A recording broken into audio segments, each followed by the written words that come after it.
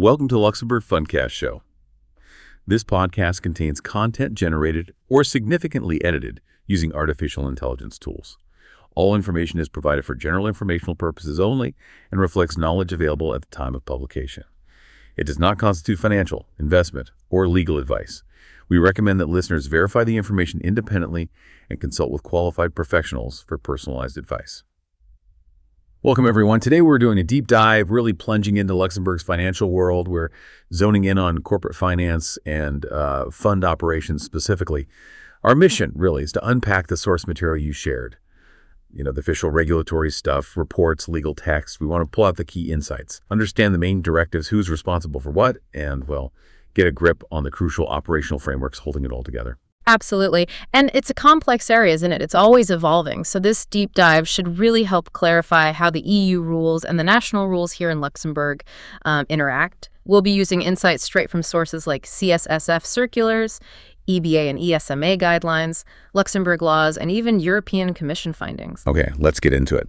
Luxembourg's known globally a top financial hub, especially for funds, cross-border services.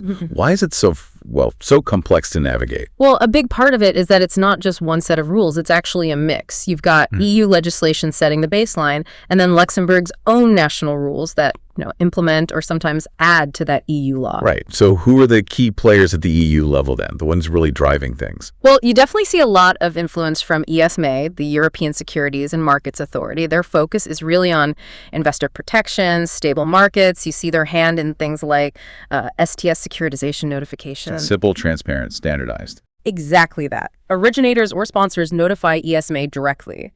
ESMA is also big on corporate reporting standards, especially now with non-financial and climate info. And their guidelines, say, on risk assessment for central securities depositories, they tend to filter down into national practice pretty consistently. Then, of course, there's the EBA, the European Banking Authority. Their focus is, banking. They work on consistent prudential regulation. Think AML/CTF guidelines, that's anti-money laundering, counter-terrorist financing standards, for loan origination, monitoring, and the technical bits of CRR-CRD4. The CRR-CRD4 capital requirements. Right, the capital requirements regulation and directive. And like ESMA, EBA guidelines get woven into the Luxembourg system, usually through CSSF circulars. And overseeing a lot of this is the European Commission. They propose laws, make sure they're applied correctly, and importantly for corporate finance, they watch over state aid. Okay, so bringing it back home to Luxembourg, the main regulator you deal with day to day is the CSSF. Precisely. The Commission de Surveillance du Secteur Financier. They're the primary prudential supervisor here. They oversee banks, investment firms, payment institutions, securitization vehicles, other financial sector pros, quite a range. And they're the key authority for AML/CTF supervision for these players. Their circulars are where you find the real nitty-gritty, the practical implementation. Like CSSF Circular 2100 and 10.8.2 implements those EBA MLTF guidelines we mentioned. And CSSF Circular 200-0824 puts the EBA loan origination guidelines into practice locally. If you look at the hierarchy, EU regulations apply directly. EU directives have to be put into Luxembourg law, like the law on the financial sector or the securitization law. Then the CSSS adds its circulars and regulations for the specifics. You find these sources on Eurlex for EU stuff and Legilux for Luxembourg law. They're public. So it's kind of a two-way street then. EU sets the goals, CSSF translates them, adds the Luxembourg flavor, and enforces. That's a good way to put it, yes. And because it's so integrated, any big shifts from ESMA or EBA usually mean changes coming down the pipe nationally. You really have to keep a close eye on both levels. It requires constant vigilance. Okay, that makes sense. So what are the fundamental ideas, the core principles that underpin all this regulation? What does everyone need to get? Right, if we boil it down, there may be three core areas. First, robust risk management. Second, stringent capital adequacy. And third, especially relevant for corporate finance setups, state aid considerations and the arm's length principle. Risk management is just everywhere. It has to be. Institutions need solid internal governance, good risk assessment processes, effective controls. CSSF Circular 12552 on internal governance is key here, but it's constantly built upon by newer, more specific guidelines, often stemming from the EBA. It's all about being proactive, identifying, measuring, monitoring, and mitigating risks. not just reacting after something goes wrong. Capital adequacy is about having enough financial cushion, right, to absorb losses. The EU's CRR and CRDIV framework is the bedrock for banks and investment firms. It dictates how you calculate your capital CET1, Tier 1, how you weigh assets for risk, rules on leverage, large exposures, the works. Now, this is where it gets quite interesting, linking back to corporate finance structures. The Fiat Finance and Trade case, which looked at state aid, it really shows how principles like capital adequacy and transfer pricing become crucial. The question was whether an intragroup financing entity was operating at arm's length, basically like independent companies would. So it wasn't just about the tax ruling itself, but whether the whole setup, the capitalization, the profit allocation was commercially justifiable. Exactly. The Commission actually looked at whether Fiat Finance and Trade was sufficiently capitalized for the risks it was taking on, referencing Basel II's principles for operational counterparty credit risk. They even compared its beta to peers to figure out an arm's length return. It's a clear signal that tax arrangements like APAs can fall under state aid scrutiny if they seem to give a selective advantage. It pushes compliance beyond the bank's balance sheet right into the economic justification for how groups structure their internal financing. Wow, okay. That adds a whole other layer of complexity. Yeah. It really does. It demands solid economic reasoning behind those intergroup deals. And looking at how the CSSF operates, based on the source materials, you see a couple of things. They're proactive, like asking securitization arrangers to come in and present projects directly. That's hands-on. And they're very data-driven. The sheer amount of info needed for a securitization authorization arranger details, entity info, risk analysis, operations, governance, it's extensive. Same for investment firm reporting, including off-balance sheet things like underwriting. And those specific metrics for loan granting and monitoring under the loan guidelines all points to data. So connecting this back to you, our listeners, what does this mean in practice? It means be prepared for transparency. Be ready for significant information disclosure. You absolutely need strong internal systems to manage and report all this data accurately. Getting your head around this multi-layered system, regulation, risk, maybe even state aid, is crucial for staying compliant. That detail on the CSSF's approach is a great lead-in talking about the different players. Who are the main actors? And what specific roles and burdens do they carry in this system? Okay, let's run through some key ones. First up, arrangers in securitization. They're not just deal structures. They're the main point of contact with the CSSF for authorization. CSSF guidance actually says they systematically meet with the arranger when an application comes in, so they're right in the spotlight. They're burdened, providing a ton of information. Details on themselves, the securitization vehicle, the risks, valuation, securities, cash flows, custody, service providers, governance, how debt holders are represented is a long list. And for STS securitizations, even if the originator or sponsor does the formal ESMA notification, the arranger's skill in structuring the deal to meet those tough STS criteria is vital. They need to know both CSSF rules and EU standards inside out. Next, think about underwriters, the ones facilitating securities offerings. Their activities are watched. CSSF Circular 10433 specifically calls out underwriting of securities as an off-balance sheet item for reporting. Why? Because it feeds into capital calculations. It helps regulators gauge the contingent risks an institution is taking on. It's about ensuring that potential future liabilities from underwriting are backed by enough capital today. It's a classic prudential principle. Now, arguably the most heavily regulated are the lenders, banks, and other financial institutions. Their compliance load is huge and interconnected. AML-CTF is massive. CSSF Circular 21782, implementing EBA guidelines, demands that risk-based approach. Identify risks, tailor your due diligence simplified, or enhanced, nail down beneficial owners, manage high-risk exposures, watch for emerging threats, and the sources note that corporate finance itself gets specific attention within this AML framework. Plus, it keeps changing. The latest big move is CSSF Circular 25878, bringing crypto assets and CASPs firmly into the AML-CTF net from December 2024. CASPs, crypto asset service providers. Yes. And it's not just for them. It's also for traditional firms dealing with crypto. It shows how supervision evolves based on what they're seeing on the ground, like issues firms had identified in that 2019 ESA's opinion. Lenders also have those strict loan origination and monitoring rules, the UL guidelines via CSSF Circular 2824.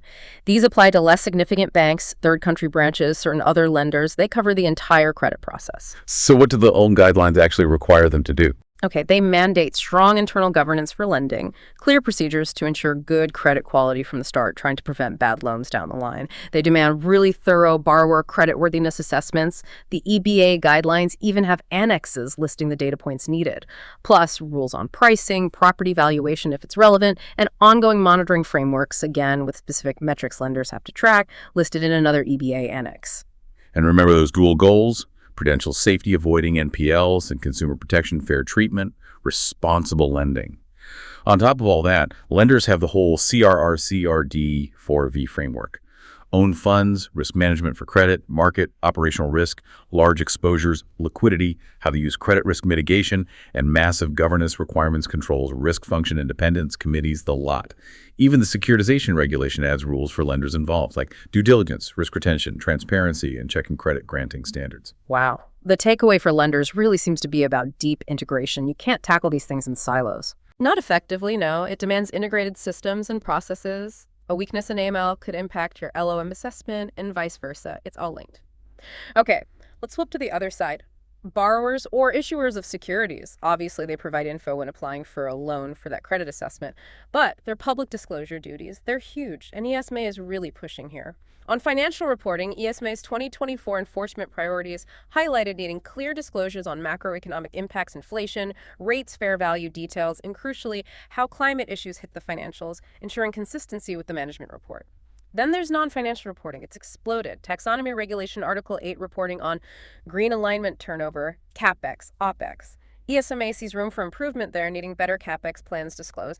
Plus, detailed climate targets, measurable, timed, scope-defined, linked strategy, and Scope 3 GHG emissions reporting the value chain stuff, boundaries, estimates, breakdowns, and let's not forget ESF reporting, mandatory digital format, XHTML with IXBRL tags for annual reports, ESMA checking for things like data embedded as images, accuracy issues, timeliness. That ESF file, it's the official one. So issuers are accountable for way more than just the numbers now. Sustainability, climate impact.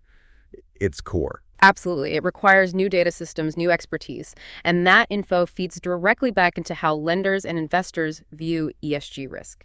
CSSF adds a tech challenge too. While Luxembourg's consumer code might not directly hit big corporate loans, it reflects a broader transparency ethos in the legal culture here. Finally, let's touch on security trustees and fiduciary agents. Their role is critical, protecting creditor interests. In securitizations, the CSSF authorization file must detail how debt holders are represented, the contract with the trustee or fiduciary, who they are. It underlines their importance. For STS deals, the guidance suggests legal opinions are basically expected. Accessible to others, covering key legal points like asset transfer triggers. Luxembourg law provides a really solid base. The 2003 law on trusts and fiduciary contracts allows creating that separate fiduciary estate, patrimoine fiduciaire, specifically for security purposes, à des fins de garantie. And the 2005 law on financial collateral. It confirms this applies to fiduciary transfers for security. Right. Crucially, it mandates that the fiduciary must be a regulated professionnel de la finance.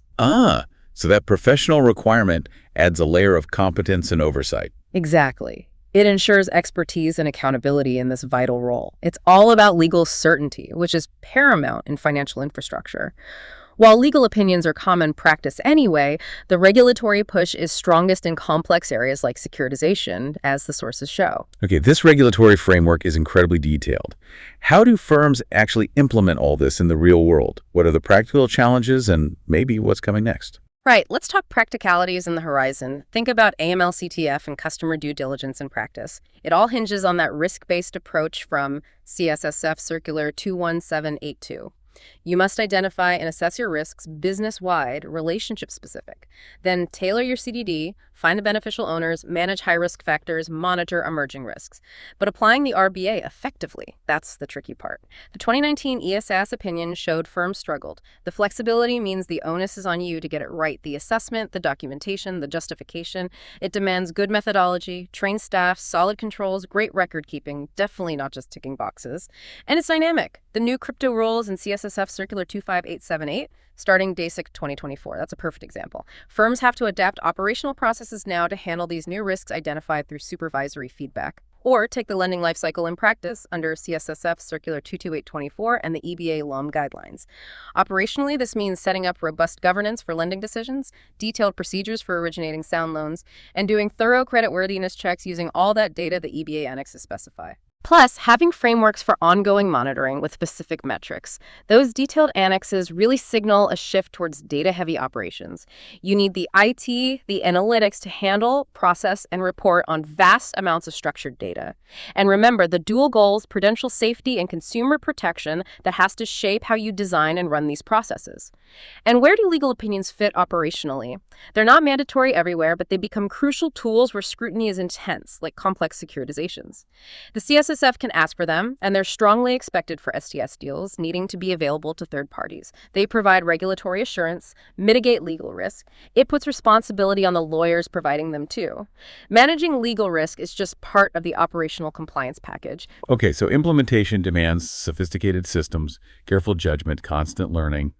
What about the big picture shifts? What major trends should professionals be watching? The biggest one, without a doubt, is sustainability and climate-related disclosures. ESMA's reports make it clear. Scrutiny is only going up. We're already seeing comments on quality issues, taxonomy alignment reporting, climate targets, Scope 3 GHG data. The impact is massive. Issuers need new data pipelines, new expertise. They have to embed climate into risk and strategy. And this info. Lenders and investors are increasingly using it for their own risk assessments and decisions. It's becoming mainstream. Then there's the digitalization of corporate reporting. CSSF, the mandatory XHTML XBRL format, is here to stay. ESMA's focus on tagging accuracy and file integrity shows it's a serious compliance point. It might have caused some initial headaches, but structured data allows much deeper analysis by everyone over time. AML-CTF evolution continues, and the big headline now is crypto assets, thanks to CSSF Circular 25878.